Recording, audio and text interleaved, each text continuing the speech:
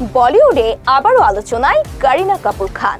সামাজিক যোগাযোগ মাধ্যমে ভাইরাল হওয়া একটি ভিডিও ঘিরে ছড়িয়ে পড়েছে তার তৃতীয়বার মা হওয়ার গুঞ্জন।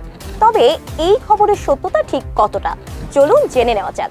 জিম থেকে বের হওয়ার সময় করিনা কাপুর খানের একটি ভিডিও ভাইরাল হতেই শুরু হয় নতুন জল্পনা। ভিডিওতে তার পেট কিছুটা স্ফীত দেখা যাওয়ায় অনেকের ধারণা তৃতীয়বারের মতো মা হতে চলেছেন এই অভিনেত্রী। তবে করিনার ঘনিষ্ঠ সূত্র জানিয়েছে, এই গুঞ্জনের কোনো ভিত্তি নেই। তাদের দাবির ছুটিতে বেশি করে পাস্তা ও পিৎজা খাওয়ায় এবং ভিডিও ধারণের সময় ক্যামেরার অ্যাঙ্গেলের কারণেই এমনটা দেখা যেতে পারে। মজার ছলে বিষয়টিকে বলা হচ্ছে পিৎজা টামি। করিনার ননদ সাবা আলী খান কত দিয়েও গুঞ্জনটি উড়িয়ে দিয়েছেন। তার মতে ক্যামেরার অ্যাঙ্গেলেই করিনাকে এমন দেখানোর কারণ হতে পারে।